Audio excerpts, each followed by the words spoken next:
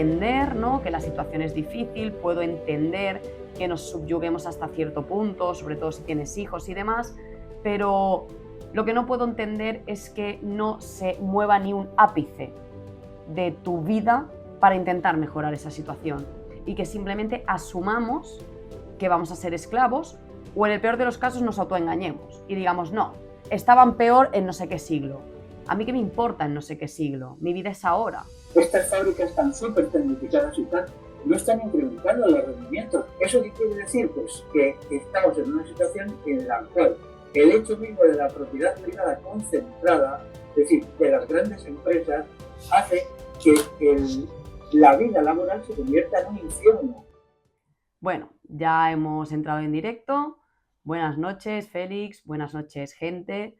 Un día más en el programa de la Casi Solución. Casi Solución porque faltas tú colaborando con todos nosotros para crear una nueva sociedad y, bueno, lo que llamamos revolución integral, porque al final es una revolución en todos los sentidos, en todos los aspectos del ser y al final en todos los aspectos de la sociedad para poder cambiar la tendencia un poco catastrófica que parece que es a donde nos conducimos, ¿no? Y aunque sea catastrófica, eso no quiere decir que no haya esperanza y que no sea un motivo de ilusión por el cual luchar y por el cual, pues, hacer un trabajo digno, ¿no? Porque precisamente venimos a hablar de eso.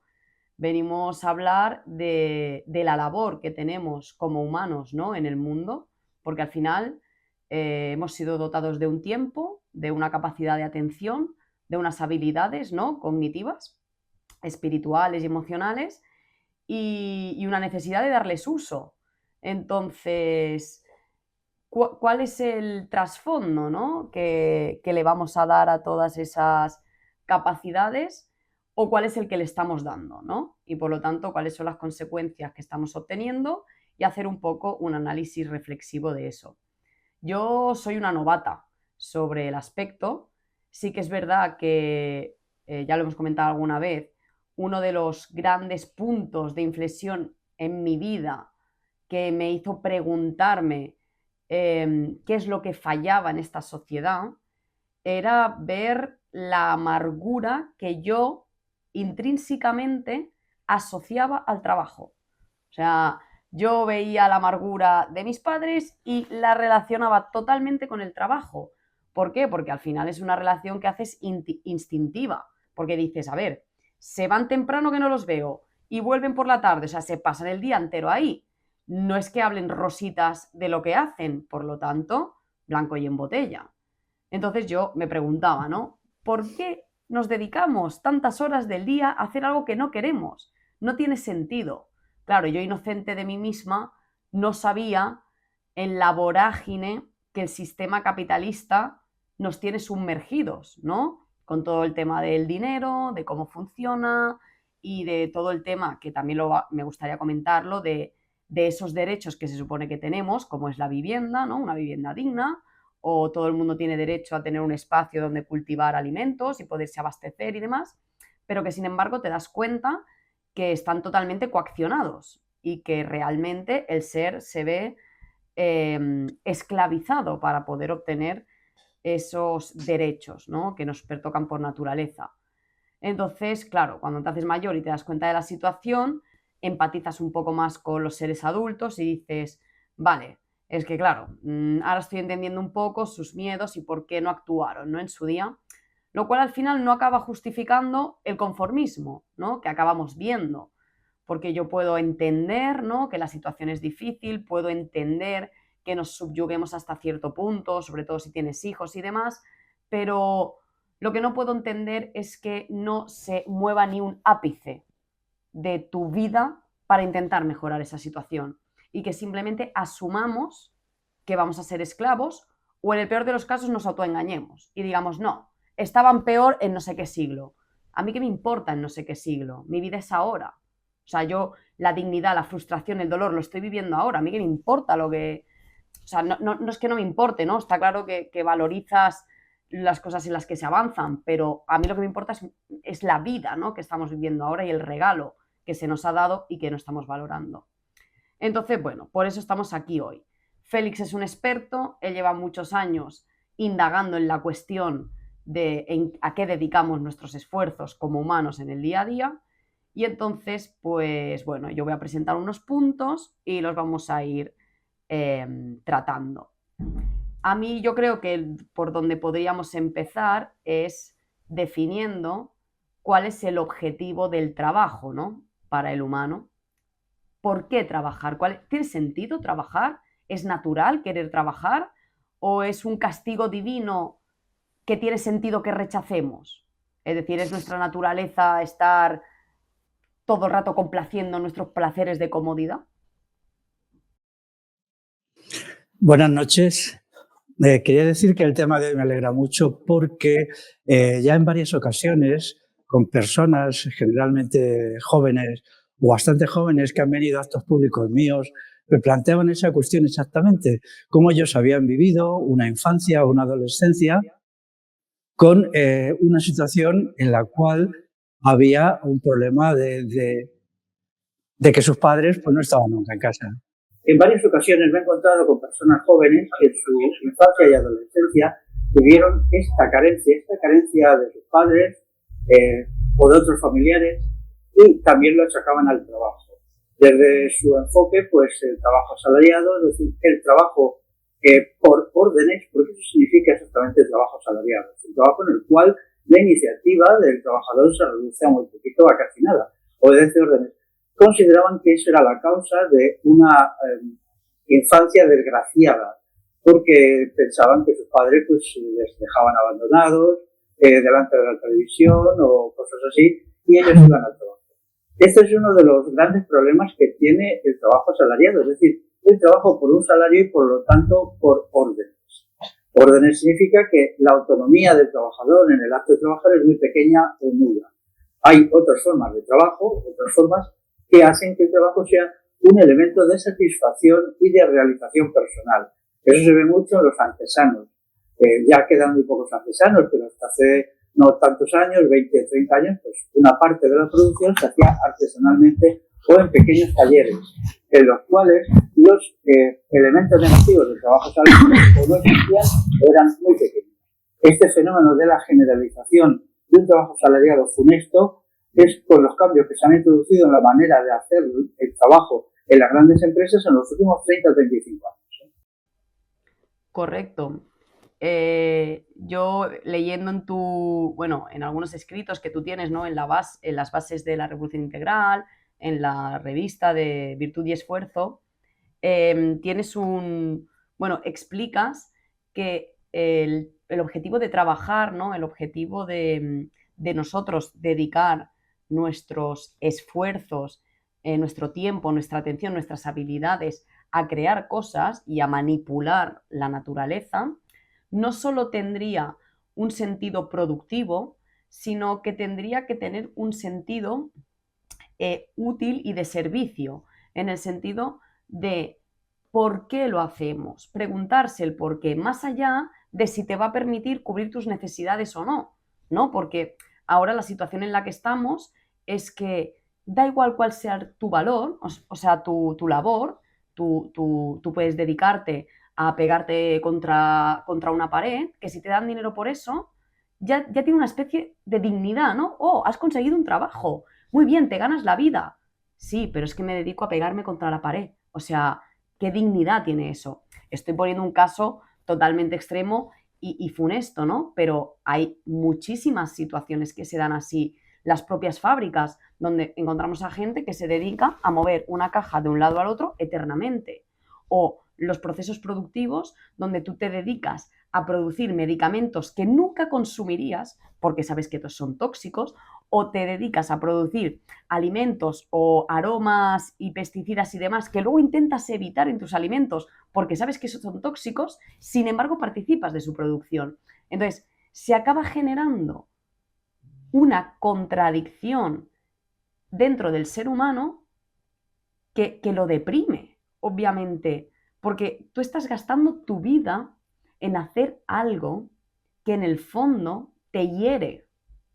Entonces, quiero profundizar un poco en el tema de trabajar no es solo conseguir, no es solo el medio para sobrevivir, no es solo la manera de tú conseguir un alimento, una protección, un hogar, unos medios de salud y demás, sino que es una manera de tú realizarte en tu vida, como has dicho bien antes, de evolucionar como persona, de satisfacer tu experiencia vital, ¿no?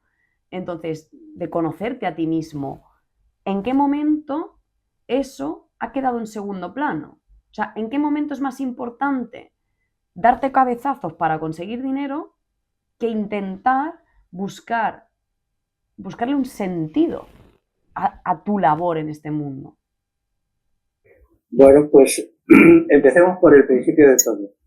En la vida hay que trabajar, pero el trabajo no puede ser el todo de la vida, ni siquiera una parte principal o tan importante como es ahora. Ahora se ha creado una falsa ética del trabajo que no la soporta, porque el trabajo actual está en crisis. Eso es un hecho clarísimo, ¿no? Por ejemplo, en España, lo que llaman España, las bajas laborales se incrementan un 10% cada año. Eso es una cantidad enorme, de tal manera que cada día faltan una gran cantidad de trabajadores porque ya no pueden más.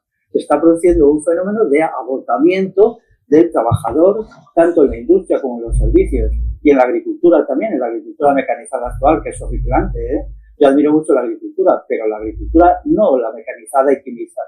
Entonces, lo que se está buscando es una huida, se huye como se puede. Entonces, ¿a través de qué? A través de la enfermedad autodesarrollada.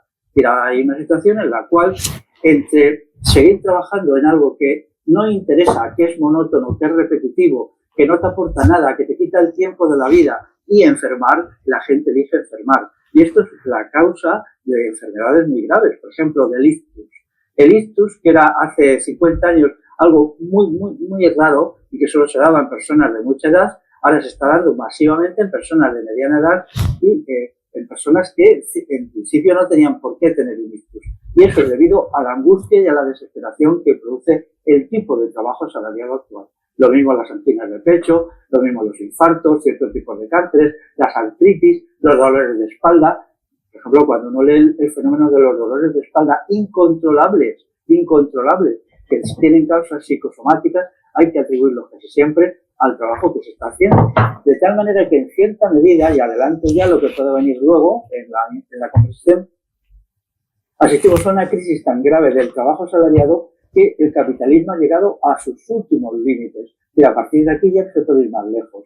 El individuo no se subleva por ideología contra el trabajo asalariado, porque hoy nadie tiene ideología, por desgracia, ¿no? Lo que hace es enfermar. Hoy la respuesta a la enfermedad. Es curioso, o el suicidio. Por ejemplo, en las fábricas chinas la gente se suicida masivamente, pero masivamente. Suben al cuarto piso, se tiran por las terrazas, se lanzan a las máquinas a que las máquinas destructuren. Eso ya lo hacían los antiguos esclavos en Roma. Y los esclavos, cuando no podían más, pues se tiraban a un pozo o hacían cualquier cosa brutal, ¿no? Se mataban el uno al otro, llegaban a un acuerdo y entonces se mataban el uno al otro con golpes de azada, por ejemplo. Entonces ahora estamos asistiendo a lo mismo. Y esa cuestión responde al problema de fondo del sinsentido, que en definitiva, claro, la gente dice, si me pagan por hacer esto y esto destruye mi vida, ¿qué sentido tiene mi vida? Si encima cada vez me pagan menos, porque sobre todo para los menores de 40 años los salarios están descendiendo, ¿no? Entonces, la crisis del trabajo es descomunal. Y esto tiene que ser criticado, sí, pero tiene que ser entendido como recomposición. ¿Cómo sería el tipo de trabajo? Porque también hay un sector, por ejemplo, de neo-hippies, que dicen, mi vida tiene que ser el ocio, tiene que ser la fiesta, no tengo que hacer nada. No. Tu vida tiene que tener un componente de trabajo útil y productivo, pero un componente, no una totalidad. Entonces vamos a ver cómo creamos una sociedad donde el trabajo sea creativo de la persona, porque el trabajo puede llegar a ser muy creativo, pero no este trabajo, otros tipos de trabajo, sobre todo el de los, por ejemplo, los artesanos. He conocido gente que eran trabajadores de la madera, que tenían su taller, y ellos estaban encantados con lo que hacían, encantados, y hacían. Vale. Nada, que se había cortado por algún momento. Sí, estoy de acuerdo. Yo lo que me pregunto, porque, bueno, yo he tenido la suerte de poder viajar un poco por el mundo y lo que he visto es que en muchas partes del mundo cualquier mesa puede ser un negocio. Es decir, tú vas por las calles y cada ser o cada 3 seres o cada pocos núcleos están generando una pequeña tienda. Y puede haber 50.000 tiendas que venden lo mismo, ¿no? Que a veces podemos llegar a pensar que esa competencia nos es contraproducente y que no va a haber tanta gente que intente producir y tal, o sea, que compre tantas cosas de esas. Pero a mí me sorprendió ver, por ejemplo, en Irán, en Turquía, en Irak, en estos países, que tú ibas por los bazares, tú ibas por las calles y es que era una tienda detrás de la otra, una detrás de la otra. Y los centros comerciales, por ejemplo, o los supermercados, eran algo escaso. Puntualmente en alguna zona de una ciudad podría haber uno y tal, pero era todo parte de la propia población que desempeñaba los negocios, ¿no? Entonces yo me acuerdo que antiguamente, aquí en España, cuando yo era pequeña, había muchísimos comercios también, ¿no? Que los llevaba la gente. Entonces te preguntas, en ese momento se suponía, ¿no?, que nosotros estábamos en unas condiciones de más dignidad o de más libertad en el trabajo, porque como has dicho, el trabajo asalariado, al final, en lo que se traduce es, haz lo que yo te diga y entonces podrás comer, podrás tener una casa. Al final es un método de esclavitud a través de todo el sistema financiero económico, ¿no? Pero entonces, ¿por qué si se supone que antiguamente estábamos en una situación mejor, ¿no?, de más libertad, porque la gente tenía sus propios negocios? ¿Cómo pudimos perder eso? O sea, ¿qué es lo que falló en aquella situación para que se nos convenciera de que ser asalariado era mejor? Porque claro, tú hablas, ¿no?, con los jóvenes y dicen, no, con los jóvenes y con los adultos. Porque yo tengo compañeros de trabajo que dicen, yo dejé de ser autónomo porque era agotador y prefiero venir aquí, echar mis 8 horas e irme a mi casa tranquilo, ¿no? Entonces, ¿qué se hizo mal? ¿Qué es lo que no estaba funcionando bien en el paradigma anterior, donde poseíamos nosotros el derecho de decidir, ¿no?, aparentemente sobre nuestro trabajo, que se nos convenció de que ser asalariado era mejor? Bueno, estoy contestando lo que dices. En muchos países por ahí, el proceso de concentración de la propiedad y pérdida del pequeño negocio es colosal. Por ejemplo, en la India. En la India tiene un desarrollo capitalista rapidísimo y en muy pocos años eso que era el pequeño negocio, la pequeña tienda, la pequeña empresa familiar, habrá desaparecido. En China ya ha desaparecido prácticamente, ¿no? Aquí, cada año, mira, hoy he leído el dato, no porque me gustara, sino porque son de estas cosas que van buscando acuerdos. Cada año cierran 83.000 comercios, 83.000 en España, cierran cada año, ¿no?, por las grandes superficies. Pero la gente no abandonó voluntariamente ese asunto, sino que un conjunto de medidas legales son las que han hecho que eso se establezca en un límite. Por ejemplo, los autónomos, efectivamente, los autónomos tienen que pagar como autónomos una cantidad enorme. Una cantidad, o sea, unos impuestos que son colosales. Pueden ser pues 400 euros al mes, 600 euros al mes, dependiendo de las circunstancias. Tienes que trabajar mucho para conseguir eso. En segundo lugar, el hecho de ser autónomo cada día se transforma un poquito peor a partir sobre todo de medidas legislativas que son difícilmente comprensibles, ¿no? Porque están hechas por especialistas para fastidiarnos. Por ejemplo, ahora mismo se está diciendo, hay una legislación impulsada desde el gobierno del PSOE para reducir la jornada de trabajo. No hace mucho hablaba con un trabajador de una fábrica que me explicaba que eso era un engaño, que en realidad detrás de eso lo que había era una ampliación de la jornada de trabajo a partir de la introducción de más horas extras. Él me lo explicaba y yo estaba encantado porque es lo que yo pensaba, yo estaba callado, ¿no?, bebiendo la cerveza que me había invitado y él me lo estaba explicando. Y estaba tan contento de que, y yo le dije, sí, tienes razón, tienes toda la razón, pero yo no quería saber, quería que él me lo explicara. Entonces, en realidad, lo que se está haciendo constantemente son medidas legislativas que amplían la jornada de trabajo y empeoran la calidad del trabajo. Y eso se ha visto con la idea de la reducción del tiempo de trabajo, que solamente puede afectar, por ejemplo, a ciertos trabajadores del Estado, es decir, a ciertos funcionarios altos y medios que tienen ya salarios muy remuneradores en los cuales no afecta el problema de las horas de estar. Pero para el pobre hombre o la pobre mujer que trabaja en una fábrica, la jornada real de trabajo hoy son entre 10 y 12 horas. Y de esto puedo hablar con conocimiento de causa con la gente que me cuenta, que me escribe, que me llaman por teléfono y me cuenta su situación. La jornada de trabajo está creciendo continuamente, pero eso no es lo peor siquiera. Lo peor es el tipo de trabajo que nos obligan a hacer.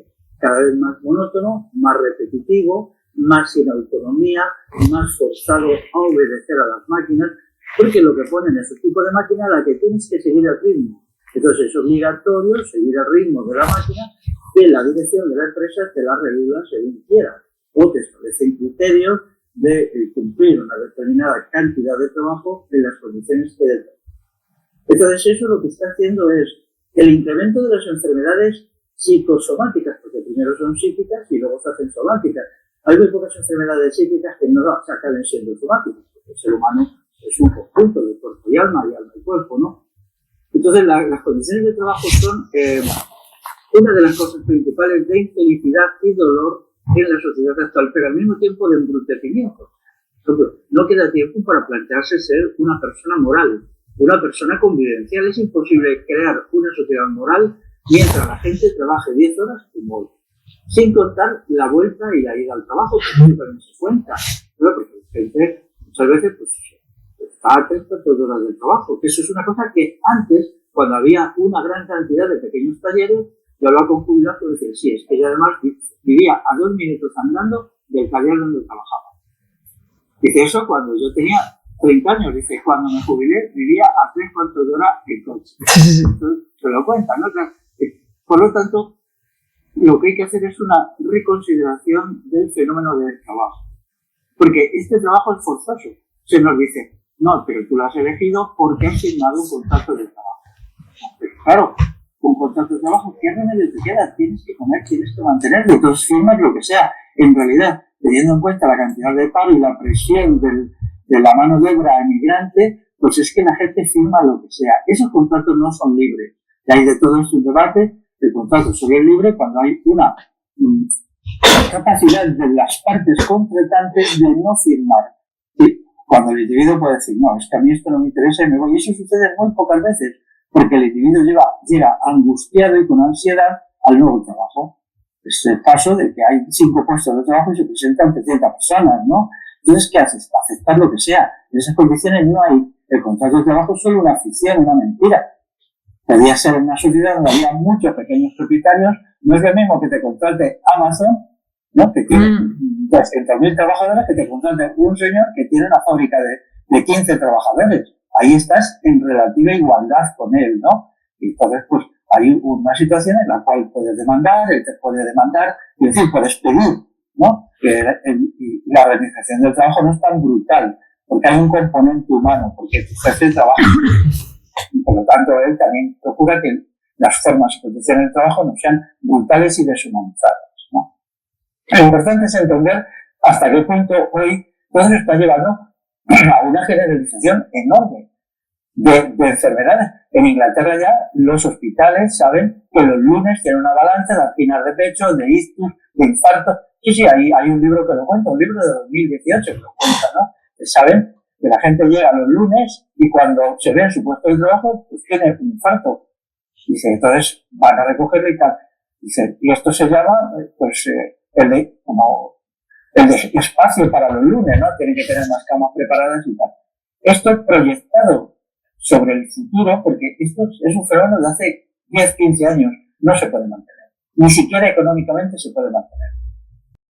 Bueno, claro, es que si las personas se van poniendo enfermas, y no solo eso, porque tú también explicabas una vez que, claro, tener una persona deprimida y que en el fondo no quiere hacer lo que hace, eso conlleva que sus acciones sean totalmente deficientes, que pierda el tiempo, que boicotea a la empresa desde dentro, que se estén todo el día batallando por cómo me quito de en medio estas acciones, cómo me quito las otras, hazlas tú, no sé qué, escaqueándome y demás.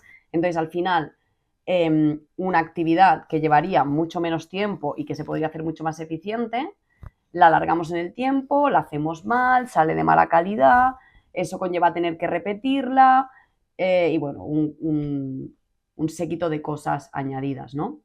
Además de lo que has dicho, de que hay que añadir el ir y volver, no solo hay que añadir el ir y volver, hay que añadir el levantarse, todo el proceso de prepararte como persona, ¿no? Despertarte, asearte, vestirte, desayunar algo, recoger el desayuno, el trayecto, la comida, si te la tienes que preparar, si te la tienes que hacer, ¿no? Entonces, todo eso se junta y al final lo que acabamos viendo es que te pasas el día entero trabajando. Entonces, claro, tu vida acaba siendo el trabajo. Si tú no dedicas, si tú la mayor parte de las horas de tu vida las dedicas a unas acciones que conllevan un montón de cosas negativas para ti, uno, que suelen ser bastante monótonos. Hay muy pocos trabajos creativos. Se repite una y otra vez la misma acción, que dices, ¿qué sentido tiene eso? ¿Es realmente necesario? Y entonces acabas cayendo en la cuestión, ¿no? Que también lo comentas en alguno de tus escritos y de tus libros, el tema de que el capitalismo nos obliga a producir para un enriquecimiento de un sector muy reducido de la población. Y ahí podríamos entrar en el tema de la obsolescencia programada o en el tema de muchísimas necesidades que no existen. Por ejemplo, la industria textil. Producir y producir y producir ropa. ¿Para qué? Si un jersey bien hecho te puede durar 20 años. ¿Qué pasa? Que se ha introducido la necesidad de que tú cada temporada tienes que cambiarte de ropa.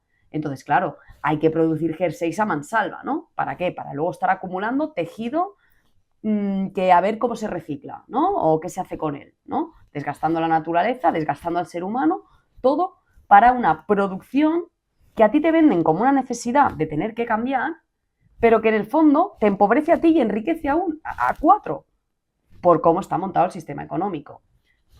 Por ejemplo, ordenadores, tecnología y demás. Si no hubiese obsolescencia programada, ¿cuánto podría durar un móvil? ¿Cuánto podría durar un ordenador? ¿Cuánto podría durar un coche? Los coches antiguos tienen 30 años. Y ahora resulta que si no es porque falla no sé qué, falla la batería, no, es que ahora resulta que contamina. Te acabas de comprar el coche, han pasado 5 años, lo tienes que tirar. Entonces, claro, volvemos a lo mismo. Producir, producir, producir, producir. ¿Para qué? Para una necesidad falsa y para que se enriquezca un sector concreto. Entonces, estamos dedicándole muchísimas horas a trabajos monótonos de repetir una y otra vez la función para hacer esta producción excesiva que si haces un análisis no tiene sentido. Le dedicamos un montón de horas, que esa es otra pregunta. Aun queriendo mantener este exceso de producción que tenemos, ¿son necesarias las 10 horas de trabajo? Porque quizá una persona concentrándose menos horas, porque se sabe que el cerebro tiene un desgaste y no puede concentrarse más. Entonces, aun queriendo mantener ese nivel de producción que no tiene sentido, ¿serían necesarias las 10 horas? Porque es otra cosa entonces que no tiene justificación. Entonces, mantienes a la persona ahí 10 horas, ¿para qué? Para mermarla, ¿no? Para que no se revele. ¿O cuál es el sentido que hay detrás? Más cosas negativas, ¿no? ¿Qué aporta todo ese trabajo? Bueno, básicamente eso. Al final acabas desgastado, deprimido, sin energía y no te queda tiempo para plantearte ser una mejor persona, evolucionar en tus habilidades, sentarte, mirar al cielo y preguntarte quién soy, qué hago aquí, por qué vivo, por qué me late el corazón, por qué existe la vida, ¿no? Y a partir de ahí poder tomar decisiones soberanas, ¿no? Entonces, bueno, volviendo un poquito a la relación de que se han hecho toda la implantación de medidas negativas para que todo el mundo acabe siendo esclavo de ese salario y de esas condiciones que en el fondo no son negociables porque se te está coaccionando, ¿no? Porque hemos perdido todo poder sobre la economía y sobre los recursos. Entonces, no puedes decidir. Entonces, ahora la pregunta, ¿no? Un poco sería cómo nosotros podemos, o sea, cuál es el primer paso que podemos dar como sociedad para empezar a resolver este problema, ¿no? O este conflicto. La cuestión del trabajo asalariado y su crisis y los daños que crea en la persona y en la sociedad es uno de los grandes problemas de nuestro tiempo del que nadie habla. Por ejemplo, los sindicatos lo que dicen es no importa cómo sea el trabajo, lo único que importa es lo que ganas. Entonces los sindicatos te dicen el trabajo te puede destruir, pero basta con que te incrementen un 10% el salario para que te calles, ¿no? Eso es intolerable. Los sindicatos son una monstruosidad porque reducen a términos monetarios lo que es el tiempo de vida de la persona. Entonces eso no lo podemos aceptar. ¿Qué podríamos hacer? Pues en primer lugar insistir mucho más en los males del trabajo asalariado, porque esto es una verdad que la mayoría de la gente la vive como una tragedia. Yo en las pocas ocasiones, por desgracia, que ahora lo pienso total mucho más, que he tocado este tema en público, me ha sorprendido la intensidad emocional de las reacciones. Desde es que mi infancia fue tremenda porque mis padres no estaban nunca en casa. O del tipo, yo voy al trabajo todos los días aterrorizado, no quiero ir. Gente que de 30 y pocos años, yo recuerdo sobre todo un acto que hice que era impresionante, que había mucha gente joven, y luego en el debate, pues eso sí, pidieron que las cámaras, la cámara que estaba grabando dejara de grabar, ¿no? Porque si no se ponían nerviosos. Entonces, y en otros casos así. Tenemos en primer lugar que hablar mucho más de este asunto, entrar muy a fondo en este asunto y traer testimonios concretos. Vamos a ver si la gente se va negando y nos va contando qué le obligan a hacer en las empresas. ¿Qué les obligan a hacer? ¿Hasta qué punto su vida se queda reducida a una serie de actos monótonos, repetitivos, que pueden ser 2.000 o 3.000 veces al día, con los cuales el individuo resulta embrutecido? El embrutecimiento del trabajador es uno de los objetivos principales del trabajo asalariado. El individuo tiene que salir de allí embrutecido para luego pueda ser manipulado por las instituciones de poder. El trabajo asalariado no tiene como objetivo principal producir mercancías, sino producir un tipo de seres humanos disminuidos mentalmente, intelectualmente, emocionalmente, relacionalmente, que se dejen dominar perfectamente por los aparatos de poder. Y eso ha sido así siempre. Los autores antiguos sabían muy bien que el trabajo asalariado y el trabajo esclavo embrutece, pero necesitaban gente embrutecida. Entonces había que embrutecer. Por lo tanto, hay gente ingenua que dice, sí, podríamos trabajar mucho menos si las cosas fueran mejor. Claro, mejor para el bien. Para el poder no, porque saldría gente inteligente. No es lo mismo salir a las 7 de la tarde reventado del trabajo que salir a las 2 de la tarde, fresco y con toda la tarde disponible para pensar, para reflexionar, para echar un vistazo a la propia existencia moral, para enterarse. Hay una diferencia fundamental. E incluso en algunas empresas, que sobre todo en Suecia se intentó superar la caída de los rendimientos de la productividad cambiando el tipo de trabajo, según el cual lo que se hacía es que le dejaba a los trabajadores una gran autonomía, que se decía, bien, organizad vosotros la producción en este taller. Eso sobre todo en fábricas de maquinaria, de coches y tal, ¿no? O sea, fábricas avanzadas, realmente. Pero eso se mantuvo unos pocos años, eso se hizo hacia el 2005 así, y luego se quitó. Esas empresas nunca han dicho por qué se quitó.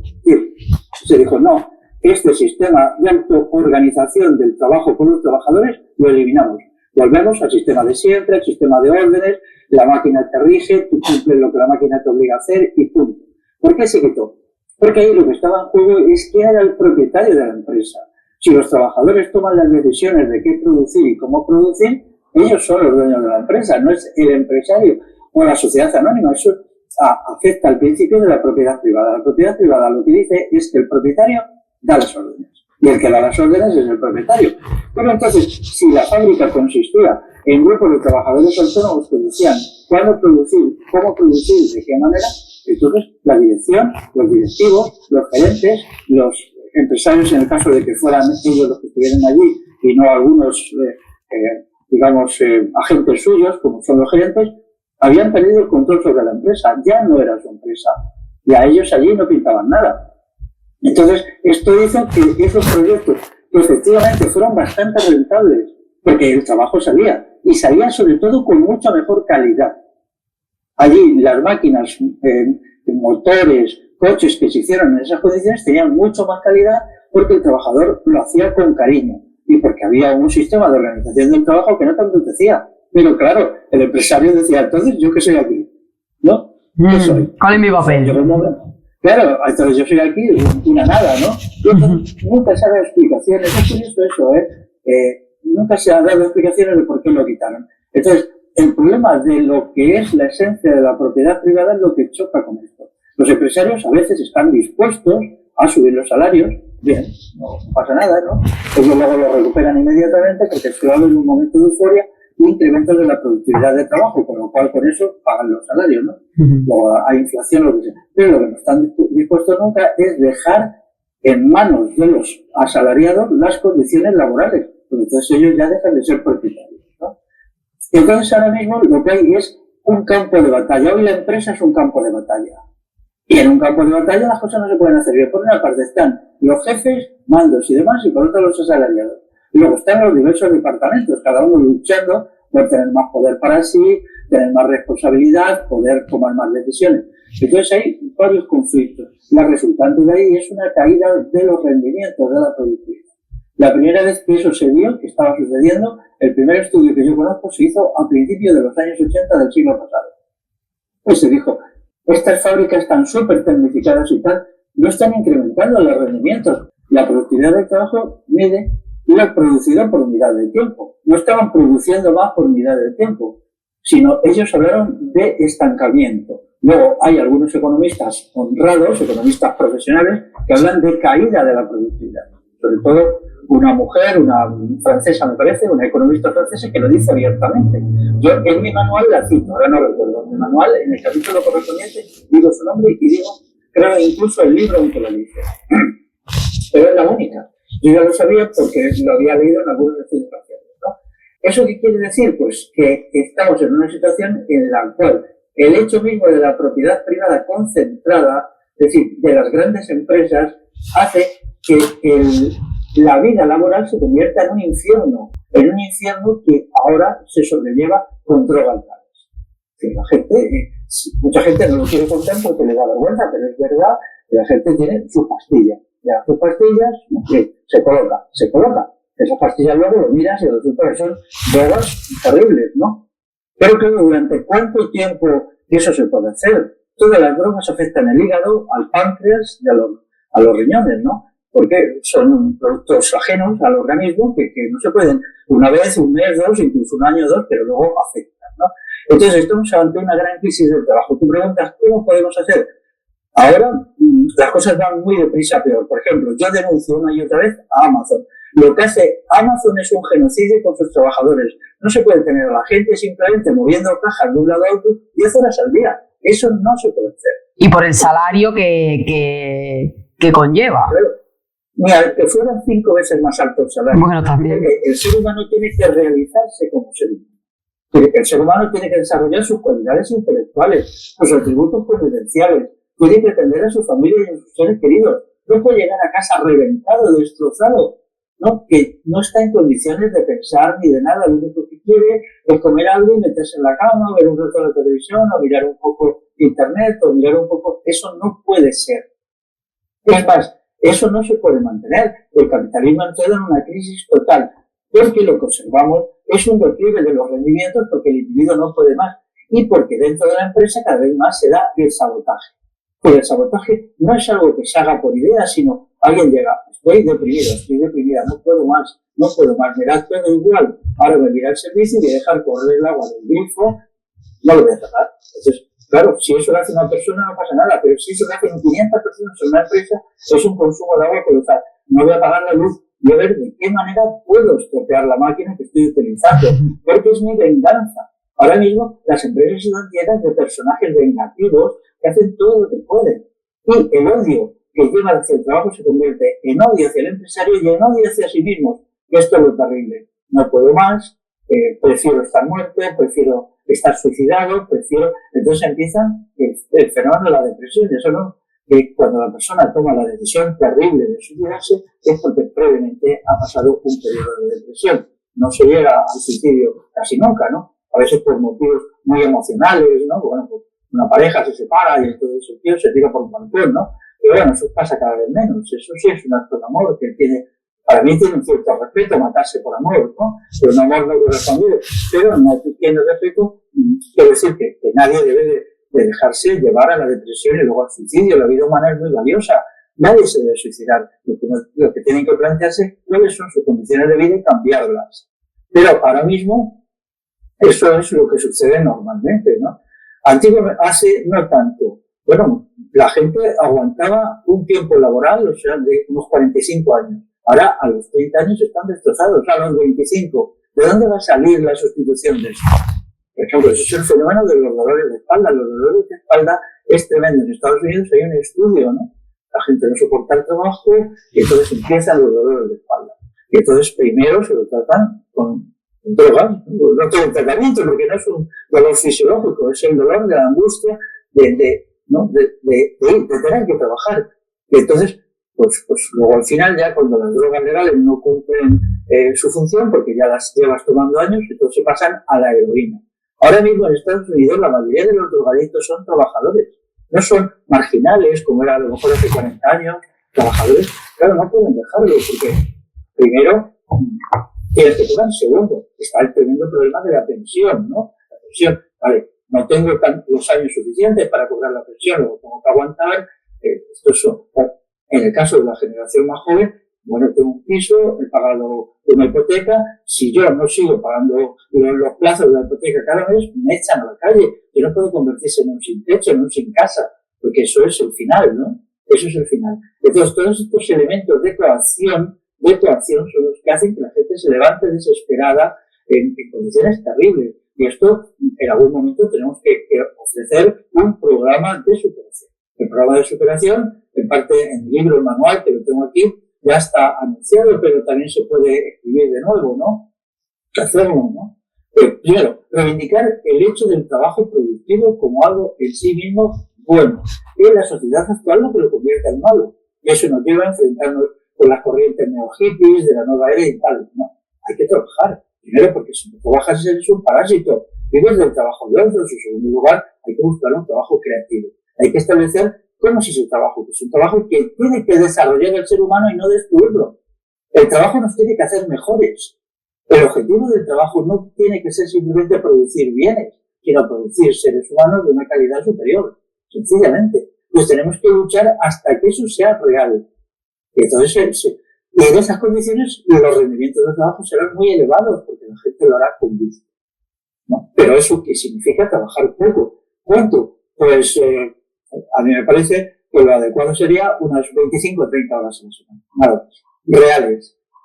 Claro. Introduciendo otros, no digo, como ahora que te dicen, sí, claro, te quitan media hora, pero es que, vamos a ver, si hoy la plaga son las horas extras, que además en general no se pagan, porque, claro, bueno, las puedes reivindicar, pero sabes que en la próxima reestructuración de plantilla vas a ir a la calle si las reivindicas. En general no las pagan. Y esto es una cuestión sobre que todo el mundo cierra los ojos. Esa idea de 30 horas semanales, pues sería más que necesario para mantener a las personas. Luego hay otros gastos extras ahora mismo, que estamos en un momento de crisis militar, que son los gastos militares descomunales. Daros cuenta de lo que van a hacer un carro de combate, lo que van a hacer un avión de combate. Hay aviones por ahí, leí hace poco que valen, no lo estoy diciendo de memoria, pero me parece que leí, uno de los últimos aviones que ha hecho Estados Unidos de combate vale 7.200 millones de dólares. 7.200. La cantidad de componentes que lleva, de tipos especiales de acero, de aluminio, de tal. Porque es lo que necesitamos, claro, ir a matarnos entre nosotros. Claro. Entonces, esa cuestión también, y luego están los gastos suntuarios de las clases altas. Hay que entender muy bien el dinero inútil que se gasta en las clases altas en vicios, en privilegios, en cosas que se llaman gastos de lujo o gastos suntuarios. Antiguamente, en algunas sociedades, es curioso, había leyes antisuntuarias. Estas leyes han existido hasta el siglo XIX. Era muy curioso, ¿no? Prohibían, por ejemplo, que la gente, pues yo qué sé, las mujeres llevaran collares de oro, cosas así, ¿no? Porque había que vivir de una manera austera y tal. Luego eso se quitó, ¿no? Tampoco es que yo esté de acuerdo con que se pongan esas cosas, porque la gente lo tiene que hacer por convicción interior, ¿no? tiene que comprender que eso es una bobada y que entonces uno tiene que, bueno, pues ir bien vestido, pero no de una manera ostentosa ni lujosa, ¿no? Entonces, ahora ya los gastos de lucro y gastos suntuarios nadie los calcula. Es muy curioso que cuando se meten en los libros de economía y dicen, vamos a ver, ¿qué porcentaje del Producto Interior Bruto de España se va en gastos de lucro suntuarios que los hace solo el 10-15% de la población? ¿Cuánto? El que no se diga porcentaje indica que es muy alto y la gente se quedaría asombrada. Hace poco vi un anuncio de vinos y te lo presentaban, bueno, aquello era, vamos a ver, un vino es solo un vino, porque una botella de vino tiene que valer 800 euros. No, realmente, o sea, que además es mentira. Yo entiendo un poco de vino y luego esos vinos son un timón, ¿no? Un timón para pardillos que no entienden de vinos. Pero ellos los cobran y luego los cobran todas unas andanzas y tal. Entonces, la reducción de los gastos suntuarios que solo lo hacen las clases altas tiene que llevarnos a, pues, un tipo de, lo que tú decías antes, la comida tiene que ser de calidad y no tóxica, la ropa tiene que ser decente, tiene que ser bonita, porque el componente estético de la vida es decisivo. No somos cerdos, necesitamos un componente estético, una calidad estética, no solamente en las cosas, sino en las personas. Las personas tienen que estetizarse, ¿eh? No podemos ir por ahí hechos unos cerdos, unos adefesios, ¿no? Porque faltamos el respeto a los demás. Entonces, todo esto, dentro del trabajo actual, no se considera. Solo vas allí y te metes en un sitio coercitivo, pidiendo donde te están todo el día dando leña, todo el día sancionando, y además con la vigilancia, ¿no?, de las cámaras. Los tickets, fichar, siempre tienes que poner las horas donde las has gastado, bueno, un séquito de controles que te ponen más presión aún. Claro, pero eso está llevando a la salida que ahora está tomando todo el mundo, que es la depresión, el derrumbe psíquico y al final el suicidio. Por ejemplo, en China guarda un silencio total sobre cuántos trabajadores se suicidan en China al año en las empresas o a la media hora de salir de la empresa. Hay un poeta chino que lo cuenta, se suicidó con 26 años. Y él luego se ha hecho muy famoso. Hay una editorial aquí que ha traducido sus textos del chino al castellano y se ve eso, ¿no? Y él, el último poema que escribió, él anuncia de una manera muy poética y luego después se tiró de un puente. Salió de la empresa del trabajador, que era una empresa que hacía smartphone, o sea, teléfonos de estos, y él se tiró por un puente. Porque llevaba trabajando ya 8 años y no veía salir a su vida. Aquello no era una no vida, ¿no? Entonces, ¿cuántos hay? Silencio total. No hay estadísticas, pero sabemos que tienen que ser, una cantidad quizá, 500.000 de trabajadores chinos al año sería mucho. Madre mía. El fenómeno, ¿cuál es? ¿No? Sabemos que en China las empresas están controladas. Por ejemplo, las fábricas tienen rejas hasta la cuarta, la quinta planta. No se puede acceder a los tejados ni tampoco a ninguna terraza, porque la gente lo aprovecha para tirarse.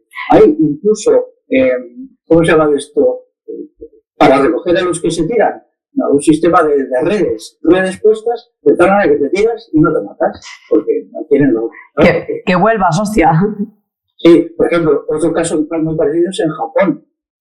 En Japón se sabe que la gente se tira continuamente al metro. Los servicios de metro y de trenes de cercanías, como pueden ser en Barcelona las rodalías, esos pues están cada 3, 4, 5 minutos se paran porque la gente se tira. Y nadie le da importancia a eso, es horrible. Bueno, Japón es en teoría una sociedad a seguir, ¿no? Mucha gente se llena la boca y dice, no, si Japón, civilizados, no sé qué, no sé cuántos, mucha ética, mucho respeto. Bueno, pero mira lo que está pasando. Pues esto es un asunto, yo he tratado y he hablado incluso con gente que ha vivido allí mucho tiempo, que incluso allí se ha casado y tal, y que de vez en cuando me escriben, me mandan un mail y me dicen, no te puedes imaginar, esto es un infierno, esto es un infierno. Llegas a las empresas y te tienen allí 10, 12 horas, eso es un secuestro. Los esclavos de la antigüedad vivían mejor que el japonés medio. Pues toda la gente pues está esperando el metro, ¿no?, o un tren, y entonces lo cruzan los cables en un momento y se tira allí. Y si lo peor de todo es la reacción de la gente, la indiferencia con quien lo ve. La gente lo único que quiere, si quiere ir a su trabajo, es que quiten inmediatamente los restos de la persona suicidada de la vía para que el metro continúe, ¿no? Entonces está produciendo una deshumanización completa, en el cual pues ya los seres humanos no son nada, se sacrifican a la producción. La producción tiene que ser para los seres humanos, no los seres humanos para la producción, ¿no?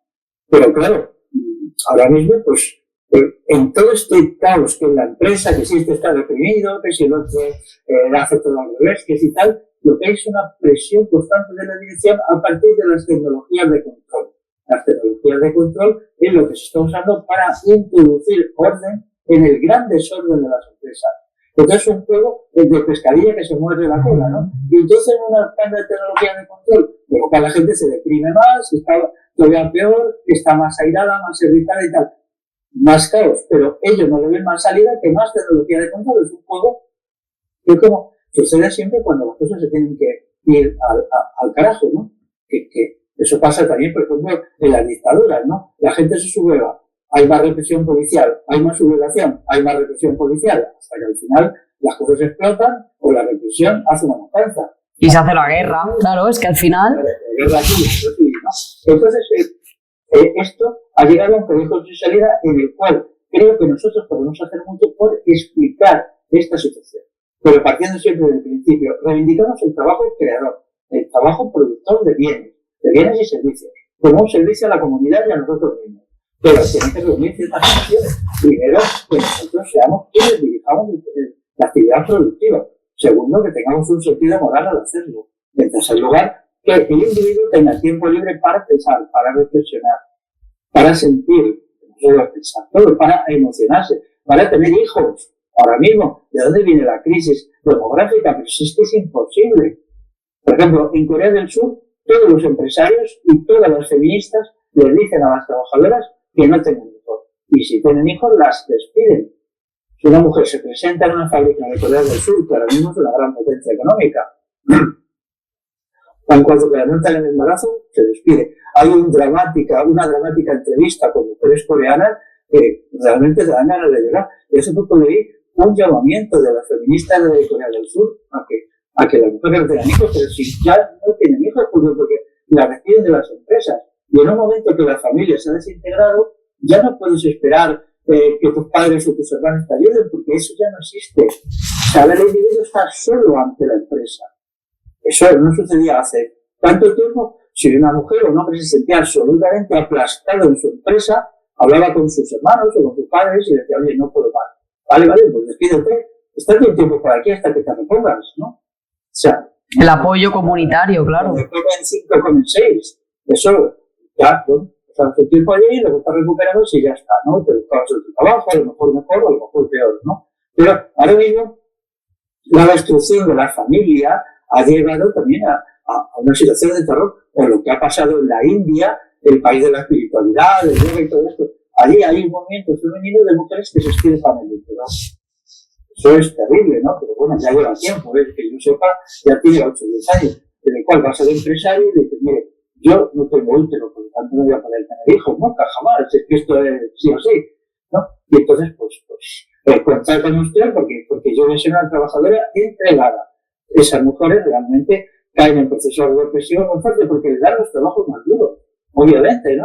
Porque se ha demostrado la docilidad así, pues a ver, ¿en qué parte de la fábrica le ponemos? En el principio, porque ha demostrado que es sumisa y servir, pues ¿cómo? Y acaban con sus vidas destrozadas, no ya por no ser madre, que a lo mejor no les importa, pero claro, el trabajo hay unos límites, la energía humana tiene un límite, es necesario. Claro.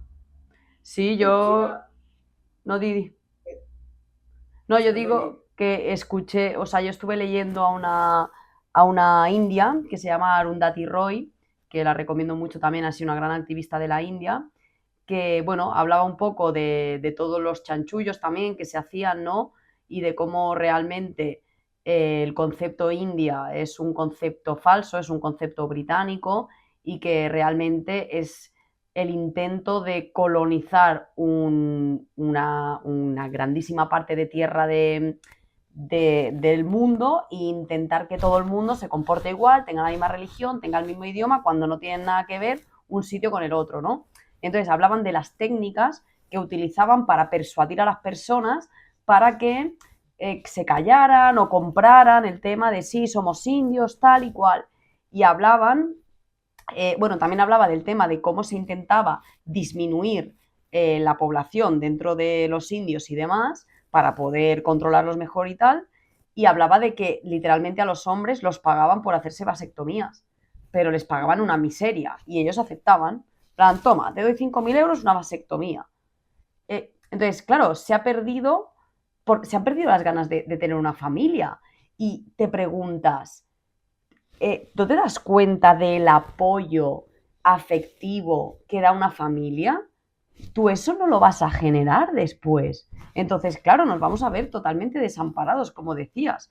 Y era un tema que quería tocar, ¿no? Antiguamente muchos negocios eran familiares y ahora lo que escuchas es, con la familia, negocio nada, que acabas mal.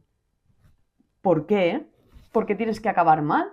Si se supone que es la red donde se ha tejido la confianza, donde se ha tejido el amor, porque es otra cosa que explicas en las bases, ¿no? Dices, cuando hay amor y se comparte el trabajo desde una red de humanos que sienten amor, ya la retribución no es, le pones un nombre, dices que la retribución ya no es, digamos, igualitaria en número del dinero, sino que la retribución se hace por amor. Entendemos tu condición, tú a lo mejor estás más motivado con esta labor, tú más con la otra, o tú ahora estás teniendo un proceso de tener que llevar a tu hijo, ¿no? Y criarlo, o estás llevando una labor espiritual porque tienes una depresión o lo que sea y tienes que elaborarlo, entonces aportas menos, pero se te sigue retribuyendo para que puedas mantener tu vida, tus alimentos y demás.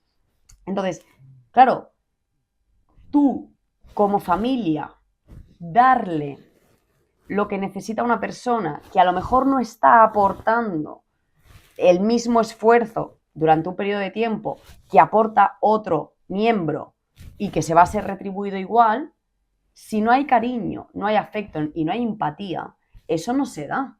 Es decir, tú no pencas igual que yo, tú no cobras. Y eso, apatía, que te tiras a la vía del tren me da absolutamente igual, sal de ahí que me molestas. Entonces, claro, hemos perdido el querer trabajar con nuestros familiares, el apoyarnos entre nosotros para crear ese trabajo productivo, ¿no? Entonces, yo creo que parte de la solución puede ser, en parte, empezar, uno, a perderle el miedo a emprender, perder el miedo a tener que colaborar entre nosotros, porque al final nos hemos acostumbrado tanto, sobre todo los jóvenes, a recibir órdenes, que autocoordinarnos, autogestionarnos, tener que reunirnos para decidir cosas, se nos vuelve un mundo. Es como imposible, no nos vamos a poner de acuerdo. Nosotros ya tenemos en la mente que somos caóticos y que necesitamos órdenes, porque no somos capaces de autogestionarnos, ni siquiera para hacer una barbacoa. O sea, tú intentas hacer una barbacoa con jóvenes de a día de hoy, y de los 15 que quieren gozar del beneficio productivo, 2 participan activamente. Todo el resto intentan escaquearse. Entonces, claro, es normal que ellos tengan la noción dentro de su mente de somos irresponsables, ¿cómo voy a plantearme tener un negocio? Si es que yo no me veo capaz de coordinarme con nadie. Yo prefiero que me den órdenes porque yo mismo me considero un peligro, yo mismo me considero inapto. Entonces, al final, te das cuenta de que estamos en una situación de autoodio. Entonces, claro, nosotros también tenemos la misión, ¿no? Digamos, de transmitir esos valores de reconstrucción del ser. Tú eres capaz totalmente de coordinarte y hasta qué punto no te merece la pena esforzarte en reunirte, en cambiar todos esos aspectos negativos de ti, porque al final no es tan fácil como decir, vale, he decidido coordinarme. No, porque tú tienes mucha envidia adentro, mucho miedo y mucho tal, que no se borra de hoy para mañana. Que eso requiere un trabajo, requiere un sacrificio, y las primeras reuniones o los primeros proyectos probablemente sean ineficientes, tiendan al fracaso, no funcionen bien, porque el individuo no está bien construido. Pero nos merece la pena hacer ese trabajo y hacer ese esfuerzo, aunque conlleve al inicio un sacrificio de quizá pasar un tiempo sin tener un salario estable o pasar un tiempo sin tener un salario elevado y tener que recortar en ocio y en diferentes cosas para tener un futuro libre, digno, que nos libre de esa depresión, de esa enfermedad y de ese suicidio al final, ¿no? y que le dé sentido a nuestras vidas? ¿Merece la pena ese sacrificio de ahora, del presente, de mejorarnos como personas para generar esos vínculos familiares o amistosos al final, ¿no? Porque al final tú puedes generar una familia de tus amigos y crear a partir de ahí pequeños negocios, aunque eso conlleve sacrificio monetario, porque también yo creo que es muy importante entender el sistema económico del dinero. Es un sistema donde nosotros siempre perdemos, donde vamos a perder como sociedad. Entonces, también lo comentáis por ahí en las bases de la revolución. El dinero tiene que ir tendiendo, o sea, el dinero tal y como existe hoy en día, los euros, ¿no? Tiene que ir tendiendo a su desaparición y reestructurar otra manera de nosotros proceder a los intercambios, porque ese dinero no nos pertenece. Y volvemos a lo mismo, si no nos pertenece, ¿quién decide cuánto hay en circulación? ¿Quién decide quién lo custodia? ¿Quién decide el valor que tiene y dónde se intercambia? Entonces, claro, volvemos a otro problema. Y bastante cosas interesantes. Por supuesto, sería muy bueno que hubiera una tendencia a la recuperación del pequeño negocio, la pequeña empresa, fuera familiar o fuera de socios, ¿no? De amigos que emprenden un trabajo, que se dedican a buscar una fórmula, y esto es muy digno y yo lo apoyo mucho y lo tenemos que apoyar. Efectivamente, tenemos que tener en cuenta, no obstante, que todo está en contra. La legislación está en contra. La legislación quiere que la propiedad se concentre. Toda la legislación está basada en eso hoy, ya de una manera descarada. Luego te hacen discursitos sobre la pequeña empresa y tal, que es demagogia.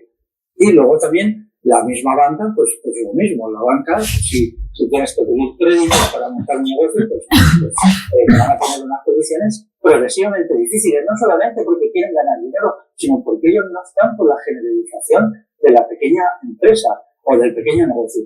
El asunto de los autónomos, bueno, hay gente que dice, sí, el autónomo es tremendo, sí, es verdad, porque hay una legislación horrorosa y tienes que trabajar un montón de horas. Pero fíjate cómo está la gente que trabaja en empresas. ¿Cuál es la situación de esta gente? Porque claro, un autónomo cuando lo deja, ¡ay, qué carga me he quitado! Bien, pero verás tú dentro de un año, cuando busques un trabajo asalariado, te vas a enterar tú del asunto, ¿no? Pero la cuestión de la legislación es tremendo porque todo lo manipulan. Hay un sistema de inteligencias perversas que lo convierte todo en mecanismos para impedir que la gente busque salidas. Incluso aunque esas salidas de buscar de pequeñas empresas y tal, pues fueran buenas para el país porque crearan bienes, crearían servicios que ahora hay que importarlos de fuera, pero eso hay un proceso de laminación, porque nos estamos acercando a una situación ya donde el control es total. Veamos, por ejemplo, la desaparición de los pequeños negocios dedicados al sector comercio. Ahora lo que hay son grandes superficies. No sé si nos damos cuenta que las grandes superficies se están haciendo absolutamente con todo. Cuando llegue ese momento, con acuerdos secretos entre las 4 o 5 grandes empresas que se dedican a esto, lo que habrá será precios de monopolio. Ya no habrá precios de mercado. Es decir, ellos dictarán los precios y dirán cuánto tenemos que pagar por un bien porque ya no hay oferta y demanda, porque ya no hay, como había hasta no hace mucho, miles de comercios, miles de empresas en las cuales se funcionaba. Ahora mismo incluso muchas empresas que trabajan para las grandes superficies los hacen por medio de contratos en los cuales a ellos, estas pequeñas empresas, les imponen qué tienen que entregar, en qué condiciones, en qué tiempo, todo. Porque claro, ellos no pueden imponer sus condiciones ni negociar unas condiciones igualitarias con una gran empresa que tiene 10.000 establecimientos en España y que entonces allí tiene una masa laboral de 200.000 personas cuando esa pequeña empresa a lo mejor son 7 trabajadores. Entonces está creando una situación en la cual libertades elementales como la que ofrece la oferta y la demanda, es decir, unos precios justos, unos precios que sean el resultado del equilibrio entre lo que se oferta y lo que se demanda, eso está a punto de desaparecer. Y la gente que nos dice qué maravilloso es ser un trabajador asalariado, pues nos está diciendo qué maravilloso es ser un esclavo. Ser un esclavo en todo, en lo que trabajas y en lo que compras, porque vas a ir a sitios en los cuales los precios ya no van a estar regidos por el mercado, sino regidos por acuerdo entre las 4 o 5 grandes superficies que son en realidad las que ya hay. Ya estamos casi en eso. Los 83.000 negocios que se cierran cada año significan pues, una situación de monopolio. Es muy curioso que luego hay leyes antimonopolio, incluso hay una sección en España que se llama estudio de actos monopolistas. Y de vez en cuando sancionan a alguna empresa por ahí, con prácticas monopolistas y tal. Y si es que es toda la economía la que se está convirtiendo en monopolística. Entonces, ¿qué nos ofrecen ante eso? Porque los monopolios es tremendo porque ellos imponen todo. Ellos son dueños de todo. Entonces tenemos que volver a una fragmentación de la propiedad. La propiedad tiene que ser fragmentada, igual que el poder. El poder político no puede estar concentrado, porque eso es la tiranía. Tiene que estar fragmentado. Y la propiedad también tiene que estar fragmentada. Estas grandes empresas se tienen que fragmentar en nombre de la libertad económica. Pero es necesario, efectivamente, recuperar el espíritu de convivencia, porque claro, si fragmentamos en un momento, en una situación revolucionaria, todas estas empresas, tiene que haber gente que sepa convivir, ¿no? Si queremos, y esa saber convivir es una cuestión que se relaciona con el sentido moral. Sí. Es verdad que ahora mismo las personas cuando solo están acostumbradas a recibir órdenes no saben organizarse entre sí. Pero hay que aprender porque también podría ser que en una situación revolucionaria hiciéramos una fragmentación de las empresas, que se volviera otra vez al predominio de la pequeña y mediana empresa, y hablar de sectores de economía comunal, que sería lo deseable, pero claro, si reina el caos y las cosas no funcionan, pues de nuevo se vendrá gente y dirá que antes por lo menos sabíamos qué hacer cuando nos daban órdenes, ¿no? Entonces esto es una cuestión que afecta a la degeneración y a la degradación del ser humano por el propio sistema, porque el propio sistema no nos deja participar, no nos permite participación, y entonces se están perdiendo pues, los elementos típicos de saber convivir, saber llegar a acuerdos, saber ceder a veces, todos tenemos que saber ceder, otras veces no, pero hay que buscar acuerdo. Lo que ha hecho muchas gracias eso, dice, se ponen de acuerdo para hacer una barbacoa. Es que es literal.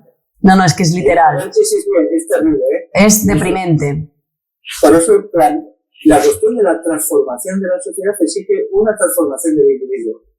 Eso es así. O sea, la idea de que todo tiene que ser social y político y económico no es verdad. Tiene que haber una regeneración de la persona previa o paralelamente, porque si no es imposible. Claro. Es imposible. Entonces, para eso, vamos a ver, las cuestiones que yo hago de mucha importancia al sentido moral y a la persona, al individuo. Es que... Tan lejos en el mal, en las cosas malas, porque claro, si no nos entendemos, es que no nos amamos, y si no nos amamos, ¿en qué vivimos? En el miedo. En el enfrentamiento que sea abajo es desamor. Si sube de nivel el enfrentamiento ya es odio. Entonces no podemos vivir en el desamor y en el odio, pero eso tiene que ser algo práctico en el día a día. Antes en la familia y con los vecinos, la institución de los vecinos que era desaparecido por completo. Sí. Hasta hace muy pocos años era importante, los vecinos ayudaban en todo, desde cuando había un incendio en una casa que los vecinos ayudaban, y entonces muchas veces no era necesario que vinieran los bomberos porque la gente te ayudaba. Todo esto lo hemos roto, ¿vale? Entonces hemos convertido en frutos insociables. ¿Cómo vamos a dejar de ser insociables? Pues esta cuestión, primero plantándose a la gente, la insociabilidad es la incapacidad de vivir con los otros. Y no hay solución, al margen de vivir con nosotros, tenemos que aprender a vivir con nosotros a muchos niveles. El nivel familiar, el nivel de las amistades, el nivel de los vecinos, de los compañeros de trabajo, de los compañeros de ocio. Tiene que haber toda una red donde el individuo se realice emocionalmente, porque es en la relación con los demás, la satisfacción emocional, pero también incluso económicamente.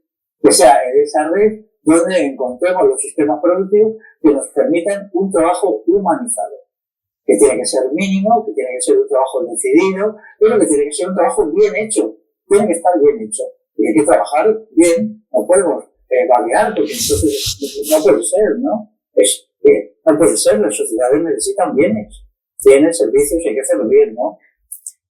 Si al final realmente la vaguería también es una consecuencia, o lo veo yo, de una persona que está deprimida, porque yo lo veo en mi propia experiencia, ¿no? Cuando yo tiendo más a la vaguería, cuando no tengo ilusión por la vida, cuando veo negatividad y veo que mi ser, mi espíritu no puede realizarse por todas esas limitaciones que que por el sistema en que nos organizamos hemos creado, entonces tiendo a la vaguería porque no tengo ilusión de vivir.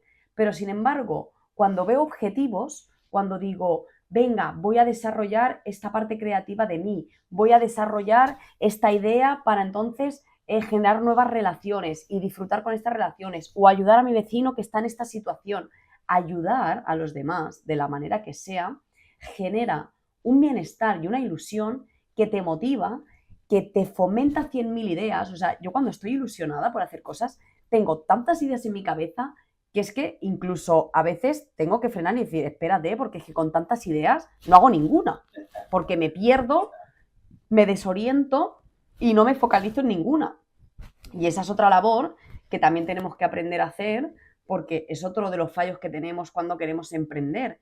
Como no tenemos una educación en el emprendimiento, vienen las ideas, queremos estar en todas, no estamos en ninguna, no nos focalizamos, no tenemos el valor de la persistencia, el valor de nunca rendirse, ¿no? Lo típico, te cuesta mucho, déjalo, vete a otra cosa. No, hay que persistir.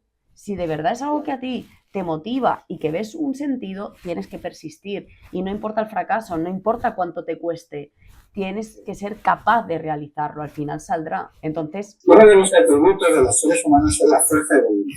Claro.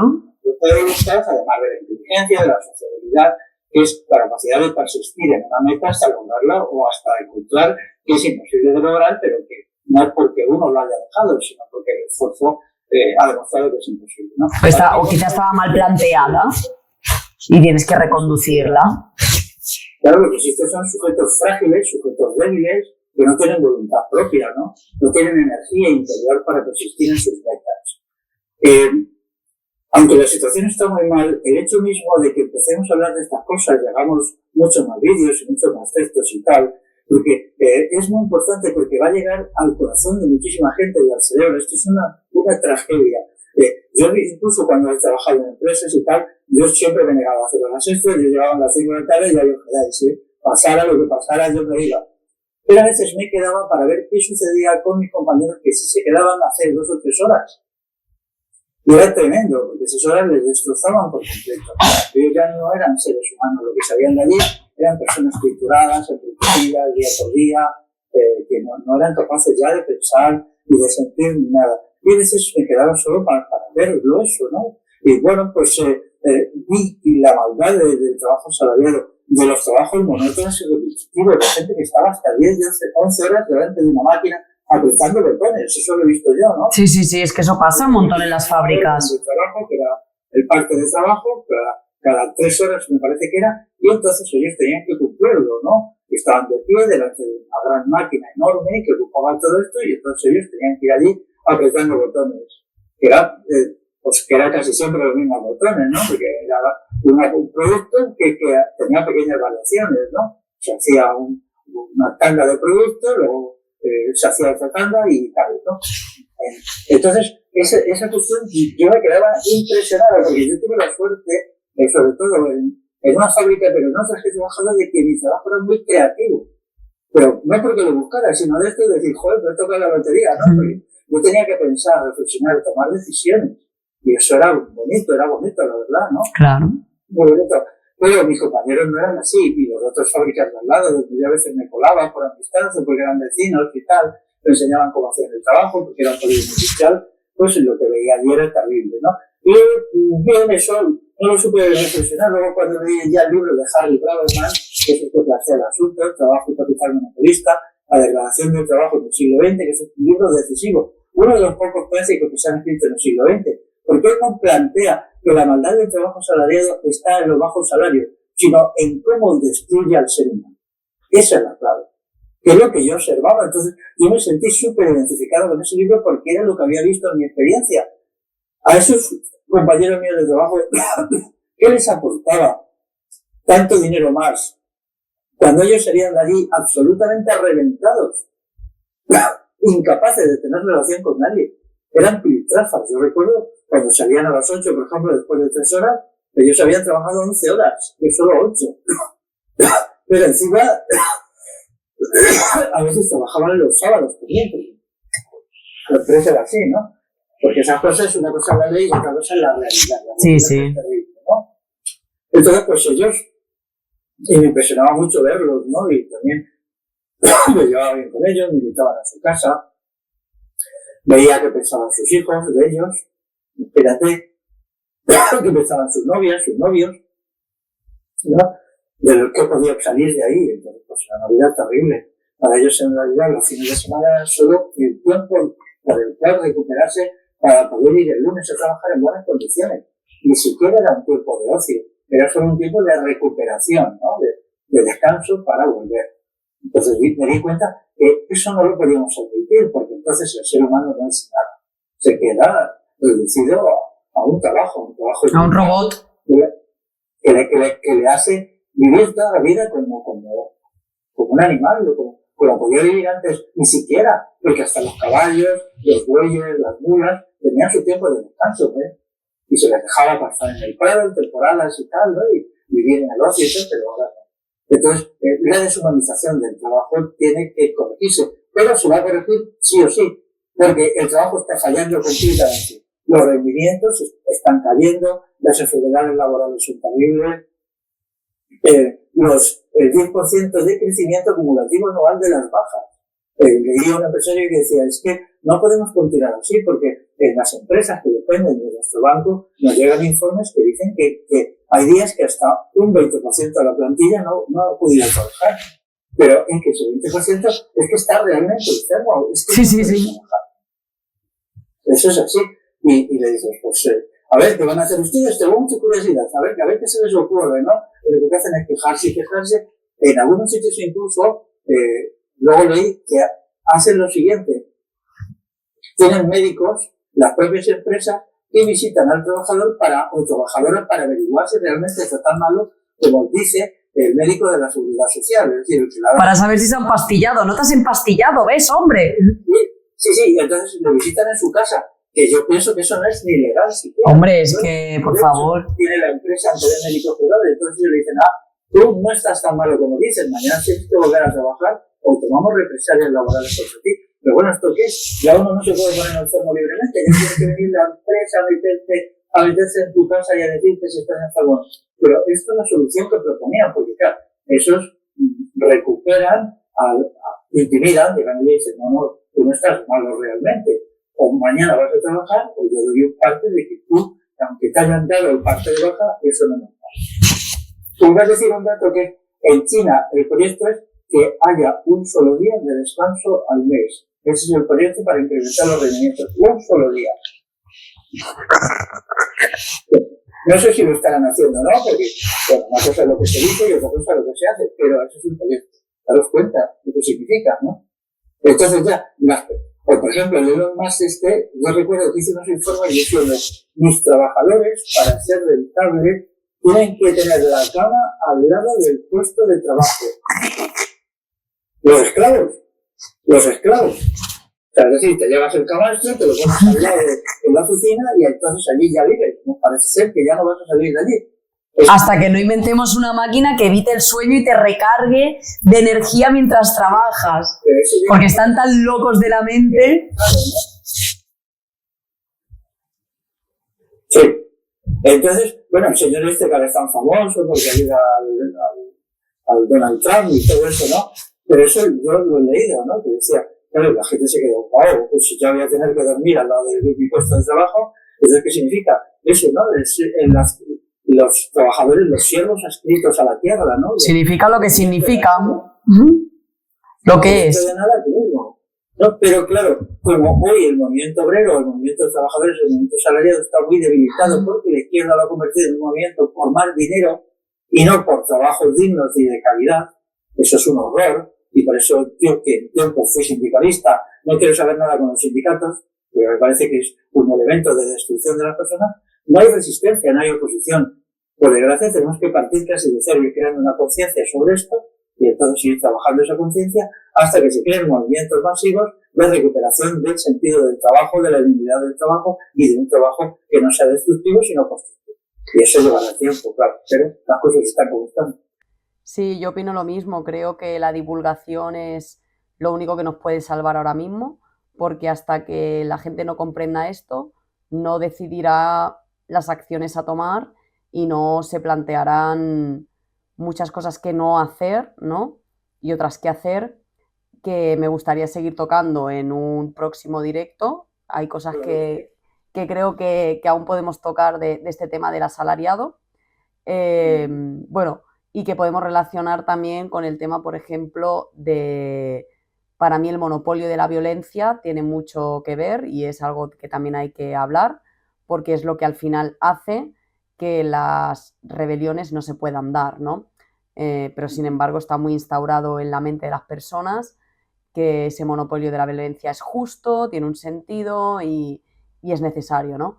Entonces, pues bueno, creo que serían temas que podríamos seguir tocando para el próximo vídeo y así pues completar un poco más el tema este del trabajo asalariado y todo lo que hemos estado hablando. Muy bien, pues como siempre, a tu servicio. Y yo al tuyo. Nada, me ha gustado mucho la charla, espero que también le haya gustado a nuestros oyentes, que hayan podido reflexionar y que bueno, que se animen ellos también a divulgar, a estudiar, a aprender, porque esta es la única vía de salir, todo empieza por la mente. La mente decide las acciones, entonces lo primero es el mensaje. Así que bueno, en esa labor estamos y tarde o temprano dará frutos. Lo veamos, no lo veamos, nos comamos la tragedia o no, al final todo se acabará equilibrando, porque así es la naturaleza. Muy bien. Vale. Pues nos despedimos entonces, ¿no? Porque van a ser 1:30. Sí, voy a detener la grabación y ahora si quieres tú y yo nos despedimos individualmente. Sí, eso es. Vale.